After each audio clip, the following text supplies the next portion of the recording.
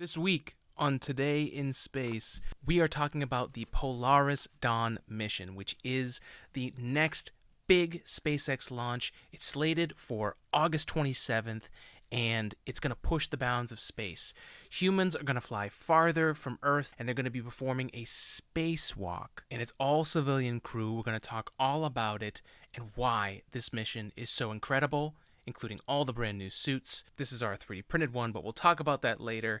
Let's dive into Polaris Dawn and the next adventurous mission involving a Crew Dragon, a Falcon 9, and some brave human beings. Let's do it.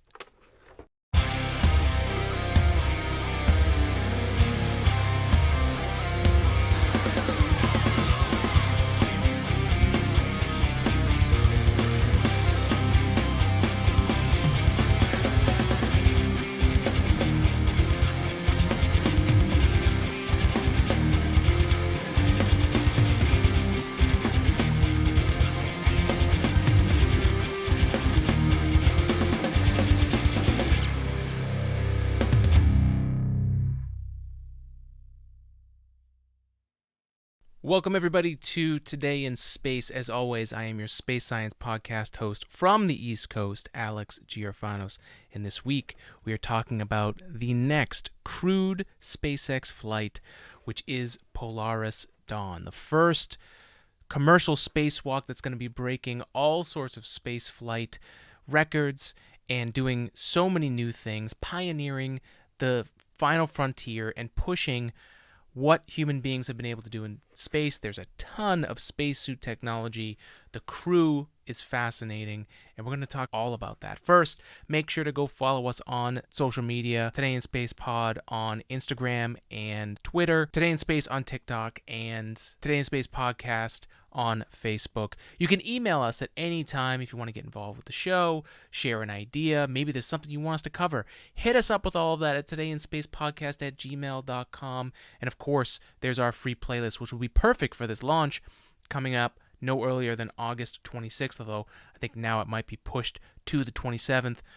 Regardless, you can check out the Space Mix, which is our free playlist on Spotify, which should be available. We'll put it in this week's episode if you want to check out the link. All songs, all about space, and something that's great because crew missions are something special. We're sending human beings into space, and this time to go on a spacewalk with brand new suit technology. So you know you want a great list full of space jams, but regardless, what is Polaris Dawn? Let's start from there. As you might have seen from our intro here, if you're watching on YouTube, and if you're not, go over there and subscribe. But as you can see, we have our 3D printed Starman helmet here. So this was something that we had 3D printed. This visor here is actually molded thanks to our friend Wayne Newmeyer, who's been on the podcast before, actual rocket scientist and a great maker. And so he sent this over to me, which was super nice. He was doing one for himself too.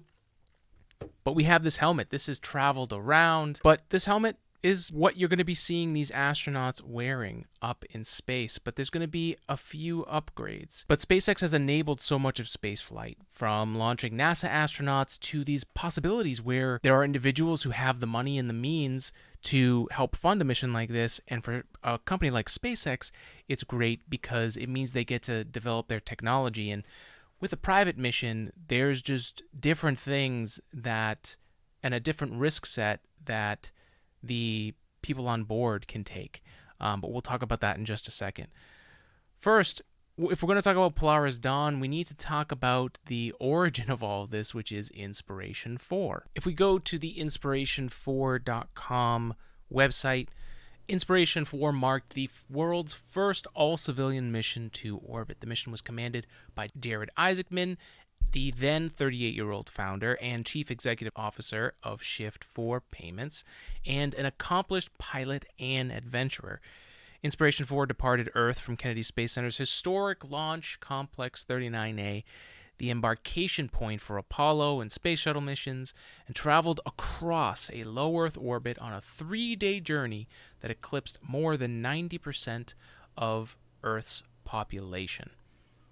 Named in recognition of the 4-person crew that raised awareness and over $240 million for St. Jude's Children's Research Hospital, This milestone represented a new era for human spaceflight and exploration. The 4 crew members represented the mission pillars of leadership, hope, generosity, and prosperity.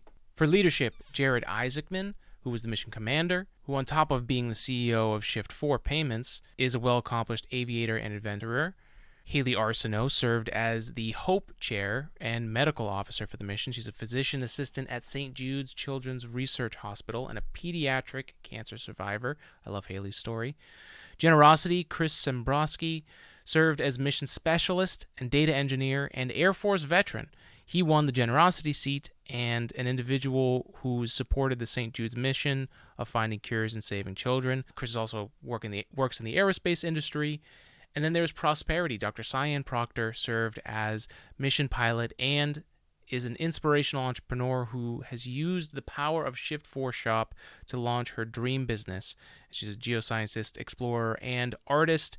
And you see all these astronauts a lot more. All of these people.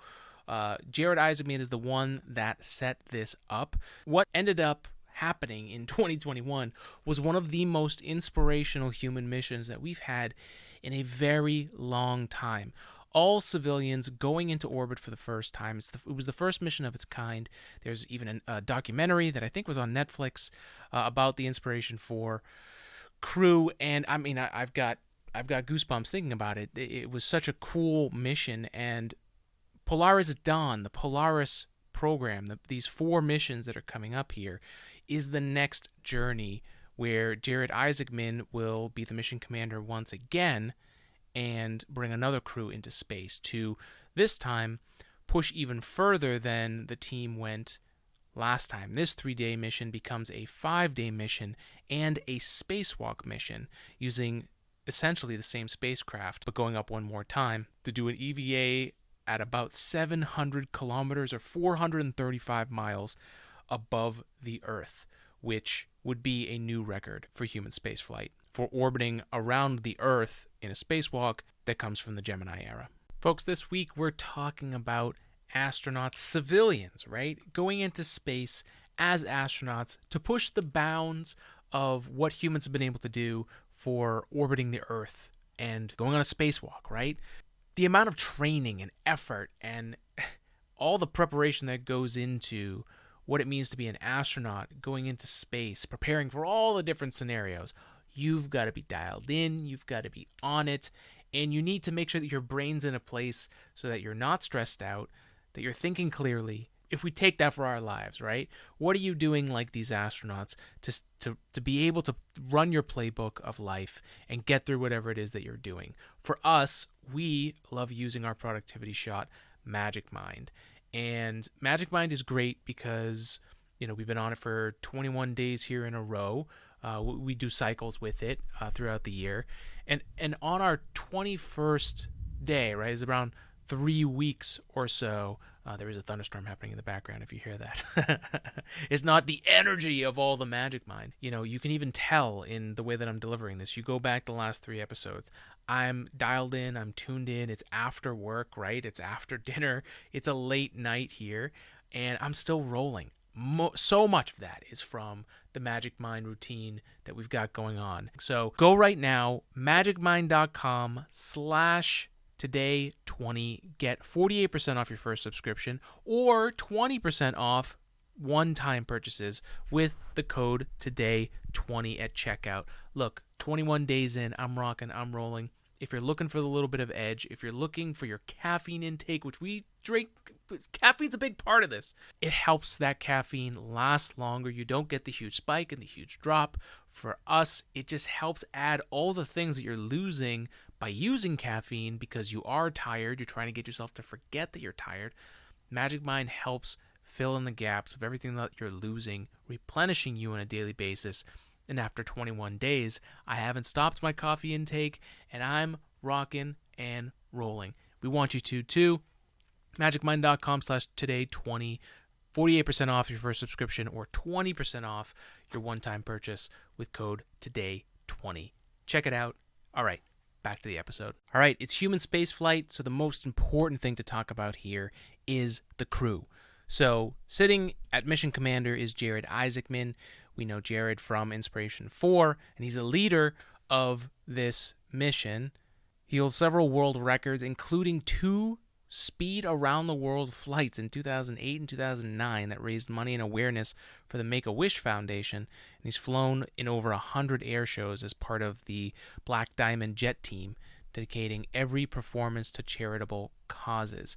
And I mean, this is just in this guy's blood, and to me, he's been a great representation of a leader and something that I think is super important for these first private missions, because it really is so much more than just Jared buying this mission. He's setting up so much for this, and he's been doing this kind of thing of raising money for good causes and charity for a very long time. Our mission pilot is Scott Poteet. Scott Kid Poteet is a retired United States Air Force lieutenant colonel who served 20 years in various roles that include commander of the 64th Aggressor Squadron, U.S. Air Force Thunderbird No. 4 demonstration pilot, U.S. Air Force Weapons School graduate, operational test and evaluation pilot, and flight examiner. He's a command pilot with over 3,200 flying hours in the F-16, A-4, T-38, T-37, T-3, and Alpha Jet.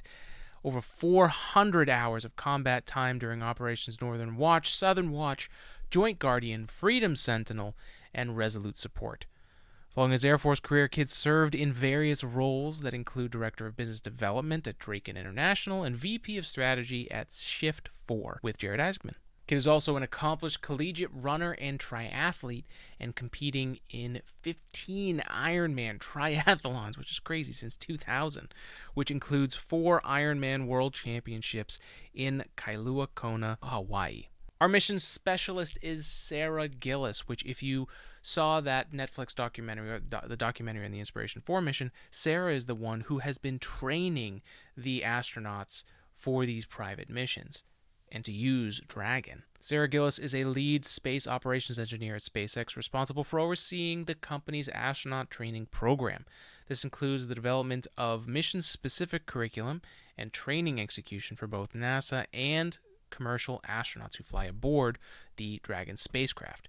She prepared NASA astronauts for the first Demo 2 and Crew 1 missions, and most recently directly trained the Inspiration 4 astronauts, the first all-civilian crew to go to orbit. Sarah is an experienced mission control operator who has supported real-time operations for Dragon's cargo resupply missions to and from the International Space Station as a navigation officer and as a crew communicator for Dragon's human spaceflight missions.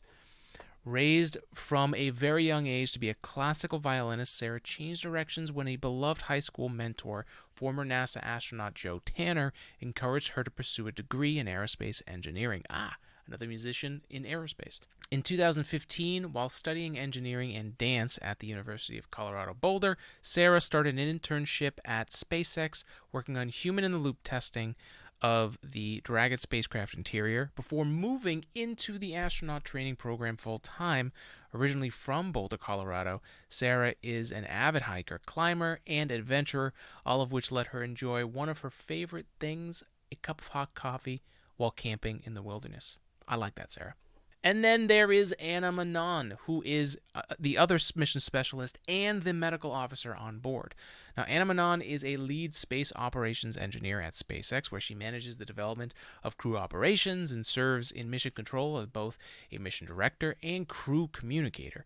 During her tenure at SpaceX, she led the implementation of Dragon's crew capabilities, helped create the crew communicator operation role, and developed critical operational responses to vehicle emergencies such as a fire or cabin depressurization.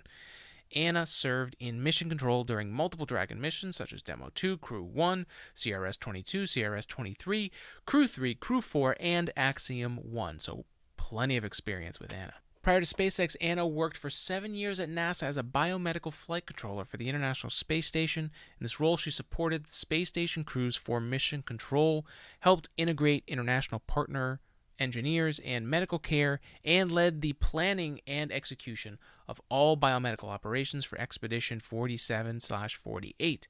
She received her bachelor's degree in mathematics and Spanish from Texas Christian University, and her master's degree in biomedical engineering from Duke University. Service and applying her engineering background to helping others is important to Anna. Immediately after the 2015 earthquake in Nepal, she supported the World Health Organization water and sanitation response and has also volunteered with the Engineers Without Borders and Engineering World Health Organizations. Her dream of flying to space began in 4th grade when her teacher, Allison Smith Balk, daughter of Space Shuttle Challenger pilot Michael J. Smith, took her on an immersive field trip at NASA. In addition to pursuing her lifelong passion for space, Anna enjoys hiking, flying small airplanes, and salsa dancing, and her greatest love is her wonderful family, including husband Anil, son James, and daughter Grace, and her husband Anil is now a NASA generation astronaut.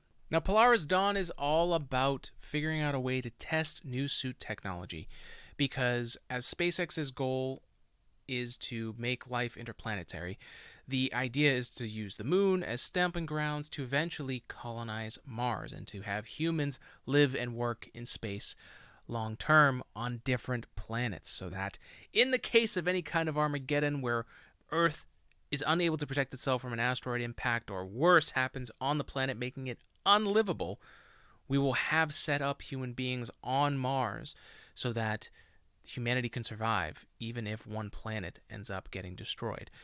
So a huge, audacious goal, and having spacesuits that can be made repeatedly for that many people, we're talking thousands of people, for these missions and long-term in Mars, you want to be able to have a manufacturing process. Right now, making spacesuits is very particular, and, we've seen plenty of times where there are EVAs on the space station, and so they prepare as best they can because these suits need to be fitted for these astronauts.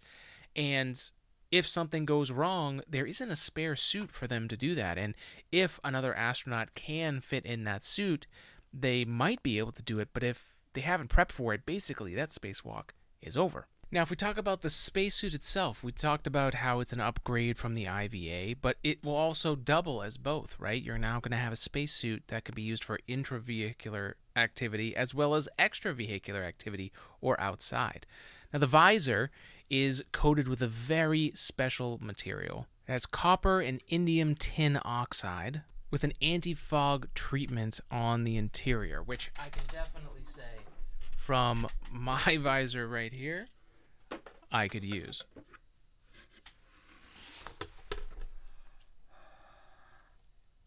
This would be not so great in space. And it would have a polycarbonate visor that provides critical thermal insulation while also functioning as a pair of sunglasses during the spacewalk, which is, why that copper and indium coating just looks amazing.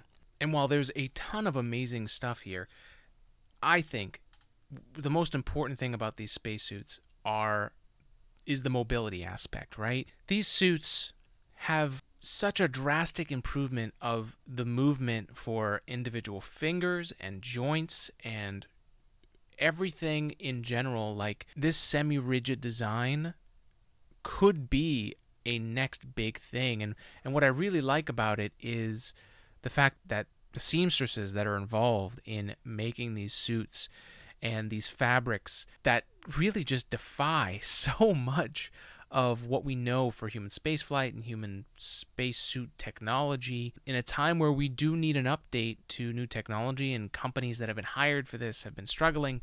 This is just another area in which I'm really glad that SpaceX is continuing to work, because if we're going to be going into space, we need a lot of suits in order to do so.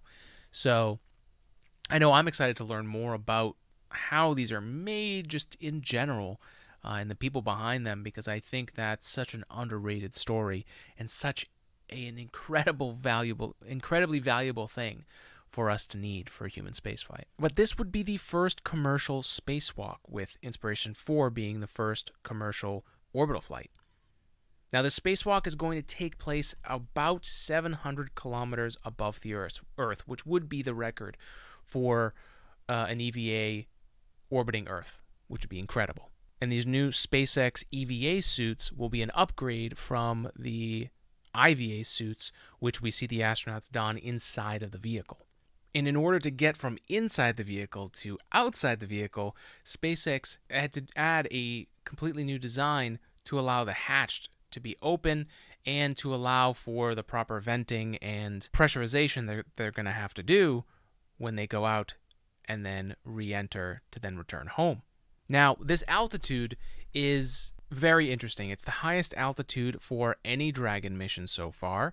They will be doing the EVA at 700 kilometers, but they will be traveling to 1,400 kilometers at the farthest point in their orbit, which will bring them into the Van Allen belts and experiencing the radiation for a short period of time. And this is going to help them understand better the risks of sending humans this far. And the Van Allen belt line has been something that we have stayed within since the Apollo program, mainly because it just takes that much work in order to do so, never mind the fact that we didn't have a spacecraft capable of sending humans after the Apollo program was dismantled. The space shuttle was not ever going to the moon.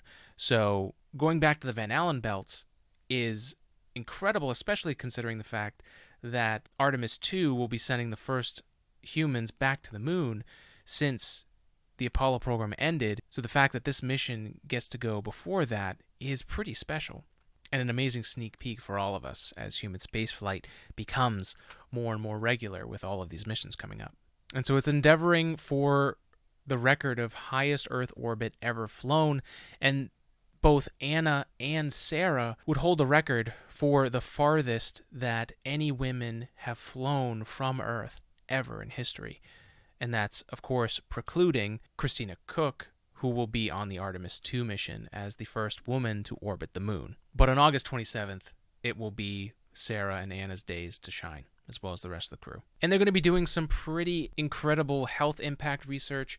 There are so many organizations involved doing a whole bunch of research, and of course St. Jude's will be involved again, and there will be another fundraiser to help raise money for curing childhood cancer. And some of the things that they'll be doing on board include ultrasound tests for VGE to understand decompression sickness. They'll also try to understand better radiation's effect on biological systems, like ourselves.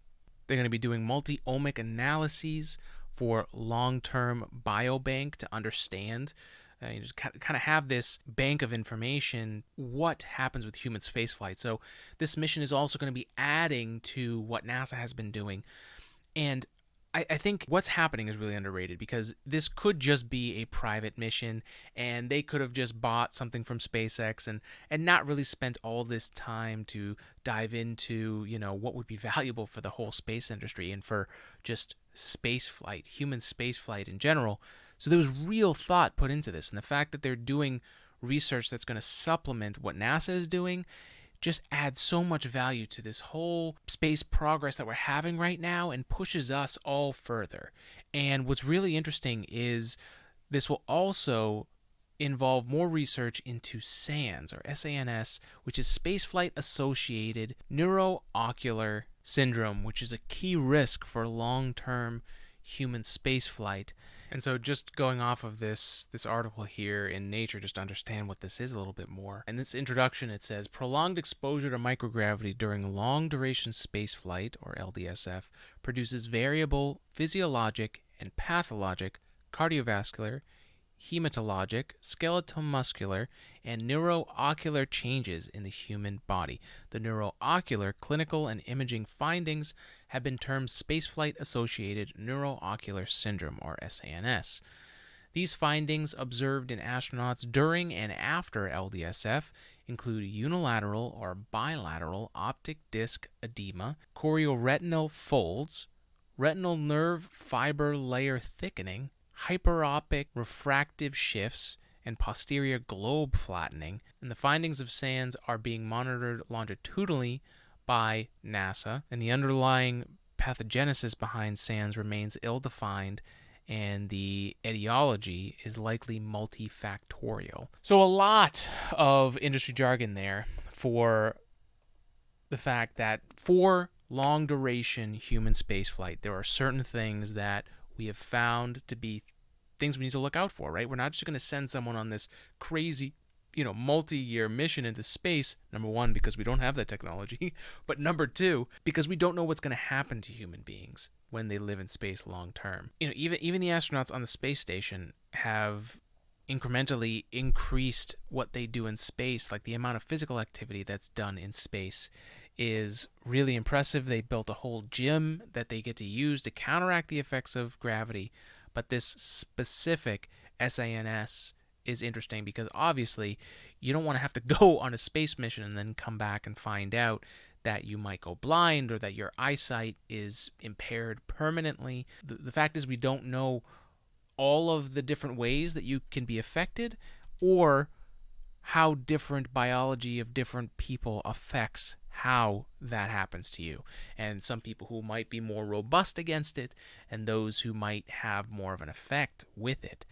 So there is a ton that is going to be learned here, including some more research on what happens with decompression sickness from this mission. The long and short of it is that this Polaris Dawn mission is very exciting, and we've been looking forward to it for a while, and it just kind of came out of nowhere, seemingly, especially with all of this Starliner stuff that's been happening. But I think this crew has done a ton of work, and it may be one of the most underrated missions of the year right now. And so right now, the mission is slated for August 27th, Tuesday, at 3:38 a.m. So it's going to be a very late or early, depending on when you decide to sleep, mission. And they have a few days here, I think now 3 days with that extension from Monday to Tuesday, where they have a launch window. And part of the reason why it's such a strange time for a launch is because the people at SpaceX had to try and estimate, as we're going into the Van Allen belt and kind of the area around the Earth where the gravity is less, so less of the debris that's out there just from our solar system, like micrometeorites and debris that could potentially hurt the crew. Launching at this time allows the spacecraft to go into those areas with the least amount of debris, the least amount of risk. And all I can say is I really loved what I saw on the Inspiration 4 mission, and I know that this is going to be right up there with that one. And then going down the line, eventually when Starship ends up being built, there will be a Polaris mission involving Starship. So Polaris Dawn is that. It is just the dawn of this set of missions that we're going to see here from Jared Isaacman and the SpaceX team. And it's going to be raising awareness for space, but also for great causes and research that are going to benefit us here back on Earth. And that might be one of the most underrated things about human spaceflight that I hope continues moving forward. And I love this new spin that these private missions are adding to spaceflight, and ultimately it's pushing us so much further ahead than we were before. And that wraps it up, folks, for this episode. Thank you for joining us. I hope you learned a little bit about the next insane human spaceflight mission and the first civilian spacewalk that will be taking place very soon, as early as August 27th at 3:38 a.m. Eastern Time, launching out of Florida on a Falcon 9, which flew Crew 1 and Inspiration 4, and so there's a lot of history on even the rocket that's going up there. And so we hope you're excited for it. You know we are, and we can't wait to see you out there as the mission is going on. We know we'll keep you up to date. Maybe we'll do a live stream if I'm up. We'll see. But I can't wait for that, and we can't wait to hear what you think about it. So thank you for joining us for another episode of Today in Space. We hope you have a great rest of your week, and get excited for Polaris Dawn and the crew going on this adventure for all of us, pushing the bounds of humans in space. Thanks for joining us. We'll see you next time.